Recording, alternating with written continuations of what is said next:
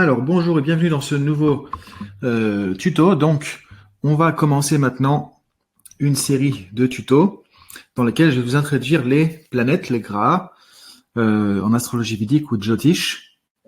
On va commencer par le Soleil, Surya. Donc, l'objectif de ces petits tutos, ça va être de vous donner des points clés par rapport aux planètes. Alors, sachant que, comme vous allez le voir dans cette petite vidéo, il y a énormément de choses. Donc après, c'est pour ça que c'est important d'avoir des livres, des formations, de pouvoir approfondir. Là, je vous donne des points clés. Je vais vous montrer aussi qu'il y a beaucoup de dimensions qu'on peut regarder pour chaque planète, parce que c'est vraiment le cœur du Jyotish aussi, hein, les grahas, les planètes, leur énergie, le karma que vont nous faire manifester, ils vont nous aider à manifester. Donc, l'idée ici, c'est de vous donner vraiment des éléments de départ que vous allez pouvoir compléter ensuite avec vos propres recherches ou avec les formations qu'on vous propose. Alors avant de commencer, on va invoquer Ganesh pour cette session. Om Gam Ganapataye Namaha. Om Gam Ganapataye Namaha. Om Gam Ganapataye Namaha. Om Gam Ganapataye Namaha. Om Gam Ganapataye Namaha. Om Gam Ganapataye Namaha. Om Gam Ganapataye Namaha. Om Gam Ganapataye Namaha. Om Gam Ganapataye Namaha. Om Gam Ganapataye Namaha. Om Gam Ganapataye Namaha. Om Gam Ganapataye Namaha. Om.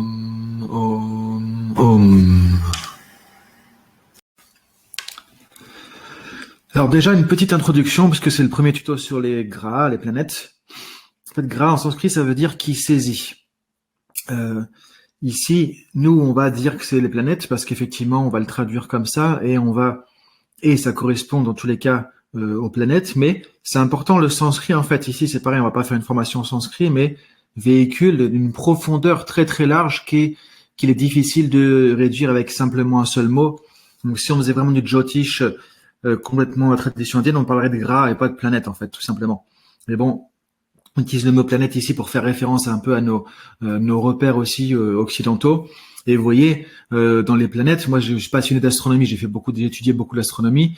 Le Soleil n'est pas une planète au niveau astronomique. Par contre, effectivement, il est très important pour la vie sur Terre et va nous influencer. La Lune, c'est le satellite de la Terre. Donc, vous voyez, il y a des considérations qui sont un peu plus larges que simplement le côté physique ou astronomique ici, à un certain niveau. Et l'idée, c'est de comprendre que les grahas, en fait, sont ces objets célestes qui vont influencer notre vie et qui, de par la manifestation de leur influence dans notre vie à certains moments en particulier, notamment, puisqu'après on parle de période planétaire ou d'achat et des Gochara, des transits aussi, vont faire que dans cette incarnation que notre âme a choisie pour faire quelque chose, on va manifester justement le karma que l'on porte et ça va, entre guillemets, influencer ce qui va se passer dans notre vie, les scénarios de vie qu'on va vivre. Et donc, quelque part, c'est ça qui nous saisit. Les planètes nous saisissent de leur lumière. La Jyotish, c'est la science de la lumière, nous envoie leurs rayons d'une manière bien précise pour nous faire expérimenter le karma qu'on a expérimenté. Voilà comment on peut l'expliquer, entre guillemets. Alors, on a 9 planètes Navagraha en Jyotish, les 2 luminaires, le Soleil Surya et la Lune Chandra. Ensuite, on a Mars, qui s'appelle en sanskrit Kuja ou Mangala, selon les différentes appellations qu'on peut trouver. Alors après, tout ça, on peut l'expliquer. Là, je vais aller succinctement parce que c'est un tuto. Après, vous pouvez toujours, dans nos formations, trouver tous les détails sur tout ça. Mercure, Bouddha, Jupiter, Guru ou Brihaspati. Il y a 2 noms principaux qu'on va utiliser. Vénus, Shukra et Saturne, Shani. Sachant que Saturne, c'est la planète la plus loin qu'on considère. Et Shani, ça veut dire lent. Vous voyez, en fait, chaque signification, chaque mot sanskrit a des significations particulières, notamment Shani, ça veut dire lent. C'est très intéressant parce que du coup, quand on connaît Saturne, Shani, on voit que ça correspond aux caractéristiques importantes de Saturne notamment. Ensuite, derrière chaque planète, on a toute une mythologie indienne, hindouiste et védique qui explique la divinité. Par exemple, Surya, il y a énormément de choses à expliquer en termes de mythologie. Chandra, la lune aussi pareil, et pour chaque planète. Et donc tout ça nous permet de comprendre En fait, cette mythologie nous donne les éléments. C'est comme un peu une personnification de qualité humaine, psychologique, comportementale, etc. Ça permet de comprendre voilà la dimension d'une planète et comment elle va nous influencer justement dans le thème. Donc c'est vraiment une richesse incroyable de la mythologie ici dans laquelle on est.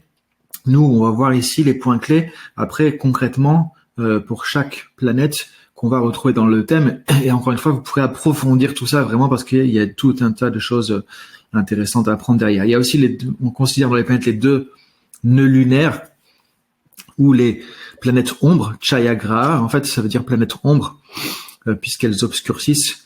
Rahu, le nœud nord, qui est la tête du serpent du dragon selon la mythologie. Alors encore une fois, c'est pareil, les nœuds lunaires, on pourrait faire toute une série de vidéos dessus pour expliquer aussi la mythologie, leur fonctionnement, tout ça, on en parlera un petit peu plus tard. Et Ketu, le sud, le corps sans tête justement du dragon ou du serpent.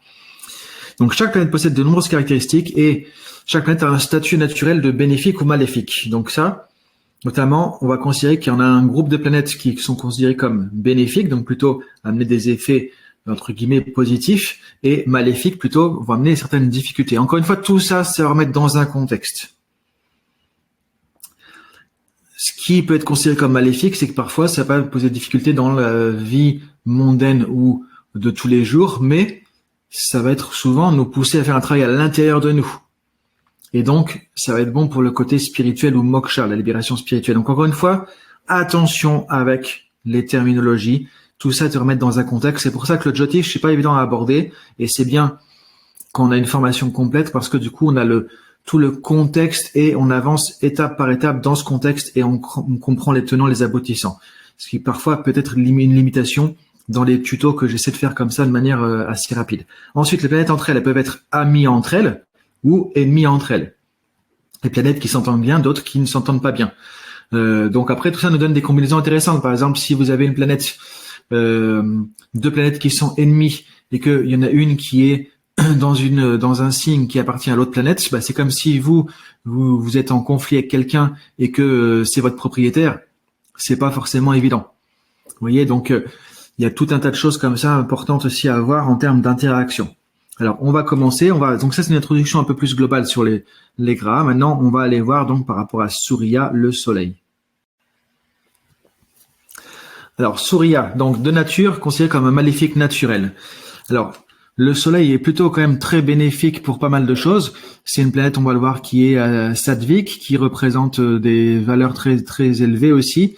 Seulement, c'est comme quand vous allez au soleil l'été à l'extérieur. Vous voyez que si vous restez trop longtemps exposé au soleil, vous êtes trop proche du soleil, bah on brûle.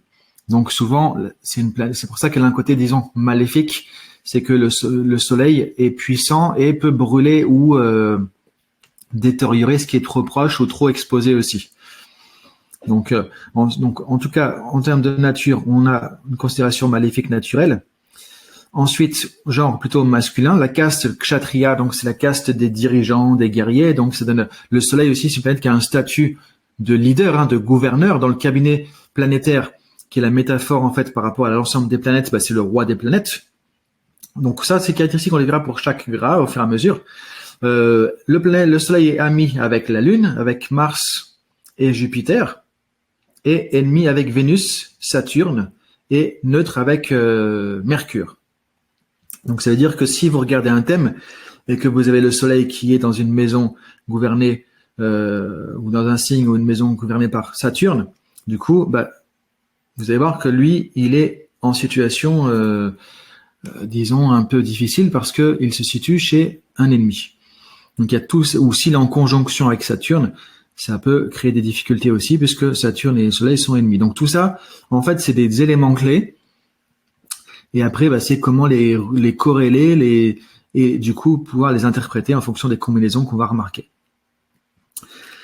Comme signe, le Soleil gouverne un seul signe, le Lion.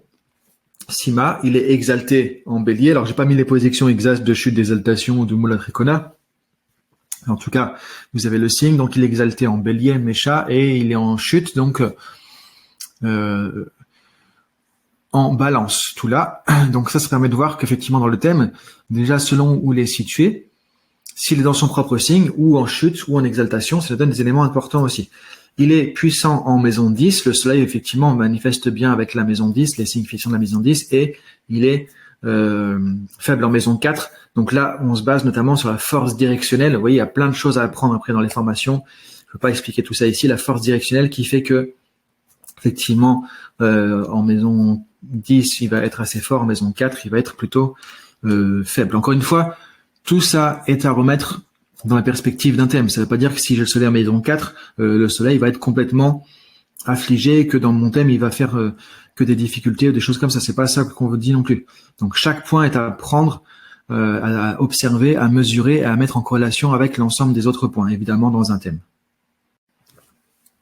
En termes de guna, on a guna sattva, donc le soleil, c'est sattvik, donc plutôt des valeurs spirituelles, des belles valeurs, une élévation spirituelle. Après, moi, je ne vais pas expliquer les gunas, les doshas, tout ça ici. En tout cas, voilà ce que ça nous donne comme élément. Dosha, on est évidemment sur Pitta, donc les doshas, ça c'est des éléments liés à l'Ayurveda, et notamment l'élément feu. Donc voilà, c'est des points aussi importants par rapport au soleil. Donc feu, Pitta et Sattva. C'est une planète sattvik.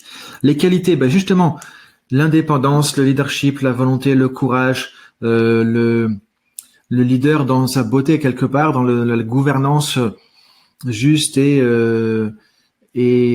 spirituelle qu'on peut avoir. Donc quand le soleil va être plutôt bénéfique dans le thème, en tout cas bien placé ou pouvoir s'exprimer correctement. Et si le soleil finalement plutôt dans sa tendance maléfique ou est affligé ou s'exprime difficilement dans le thème, il peut au contraire créer plutôt de l'arrogance, de l'égoïsme ou même un côté despotisme. Donc c'est un gouverneur quelque part, et donc des qualités de gouvernance. Maintenant, ça dépend de la qualité du soleil dans votre thème qui fait que ça va s'expliquer plutôt, s'illustrer d'un côté ou de l'autre par rapport à ces deux types de qualités principales. Il gouverne différentes choses, notamment les végétaux, les animaux à quatre pattes, le goût amer, la couleur rouge foncé. Donc la couleur du soleil, c'est rouge foncé. Les vêtements plutôt épais, les arbres massifs à tronc fort. Donc vous voyez, encore une fois, on ressent ce côté gouvernance, leadership. Le soleil, c'est le roi. Vous voyez, il est très important. Le lotus rouge, le blé, l'or, le cuivre. Alors l'or, c'est pas tous les astrologues le considèrent pas, mais certains le considèrent quand même comme étant gouverné par le soleil. Le cuivre, le rubis, les pierres, les montagnes, les forêts, la direction est, les formes à 4 angles aussi. Donc voilà des éléments qui vont être sous l'influence du soleil. Au niveau de la santé, on a la vision notamment qui va être importante par rapport au soleil, les yeux aussi, l'œil droit en particulier. Tout ce qui va être aussi trop de chaleur, trop de chaud, la fièvre, les problèmes dentaires, on a les os aussi, le cœur, le soleil c'est un des éléments des caracas, des indicateurs du cœur, et c'est aussi dans le thème un signe puissant de vitalité, de force physique ou pas. Donc en gros, si on veut voir la santé d'une personne dans son thème, on va regarder évidemment les conditions de l'ascendant, mais aussi le soleil qui exprime la vitalité et la santé aussi en général. Et donc s'il est affligé, après les différents éléments que j'ai mentionnés peuvent être affligés aussi du coup, et là il faut faire une étude en particulier thème pour voir qu'est-ce qui va être affligé ou pas en particulier. Le jour du soleil, c'est le dimanche. Alors là les Anglais sont très bons là-dessus, le Sunday, donc le dimanche, le jour du soleil. Le mantra de référence, Om Sum Suryaya Namaha. Donc le mantra qu'on peut utiliser, ou le bija mantra du soleil, mantra racine, bija mantra Namaha, pardon, du soleil, le mantra racine au nom du soleil. Pratique yogique rattachée, on peut avoir Surya Namaskara, donc les fameuses salutations au soleil. Donc si vous pratiquez ça, ça peut être intéressant comme un remède astrologique par rapport à un soleil qui est faible dans le thème notamment. Ensuite, bon, il y a plein d'autres choses. Il est lié, c'est le soleil représente aussi l'âme de l'homme cosmique, le Kalapurusha, représente le père aussi, la lune représentant plutôt la mère. On va voir ça après dans les prochains tutos. Et le soleil, c'est aussi le Atman, le soi. Donc dans un thème, le soleil représente aussi le soi. Après, dans des considérations plus occidentales, on peut regarder notamment l'estime de soi, la confiance en soi, ce qui va être lié à l'ego. On peut regarder tout ça. Par exemple, si on a le soleil en maison 12, ça va nous indiquer effectivement qu'on peut facilement perdre l'ego, Donc ça, c'est très bon pour le côté spirituel, mais ça peut être difficile dans la vie de tous les jours sans un travail sur soi parce qu'on peut manquer de confiance, d'estime de soi, on peut dénigrer le soi aussi. Donc vous voyez, il y a tout un tas de subtilités qui seront intéressantes à décrypter. Pour ça, c'est important justement d'apprendre, de connaître un maximum de concepts, de connaissances et après de savoir le lire dans le thème et de savoir le corréler et ensuite l'interpréter. C'est pour ça que voilà, il y a les tutos, il y a pas mal d'éléments, mais tout ça, c'est juste des fondations, des points clés. Après, c'est important d'approfondir et surtout de mettre ça en perspective et surtout de jamais tirer de conclusion hâtive par rapport à juste un point, un élément, soit d'une planète, soit d'une maison, soit d'un signe, soit un seul élément dans un thème. Souvent, quand on va tourner les conclusions, c'est qu'on a 3 éléments ou plus qui vont converger sur quelque chose. Par exemple, si on fait de l'astrologie médicale et qu'on voit qu'il y a un problème par rapport aux yeux, il n'y a pas que le soleil qui va nous manifester ça, il y a d'autres choses qui vont entrer en corrélation, qui font que voilà, on retrouve effectivement une affliction à ce niveau-là. Et qu'est-ce qu'on peut faire? Et on va mettre en perspective ensuite le côté dynamique du thème avec les dashas, les périodes planétaires. Donc à quel moment ça peut se manifester plus spécifiquement, quel moment ça peut être bon pour donner un traitement, etc. Donc vous voyez, il y a énormément de choses. J'essaie en tout cas ici de vous donner l'introduction déjà qui peuvent vous donner des connaissances que vous pouvez déjà aussi utiliser dans ce que vous faites. Donc voilà par rapport à cette introduction, par rapport à Surya, le soleil.